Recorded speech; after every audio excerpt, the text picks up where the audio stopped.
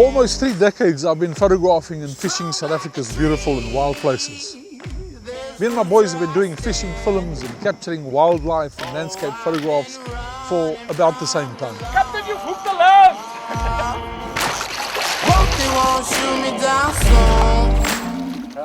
For this series, I've dusted off my old footage and revisited some of the old spots.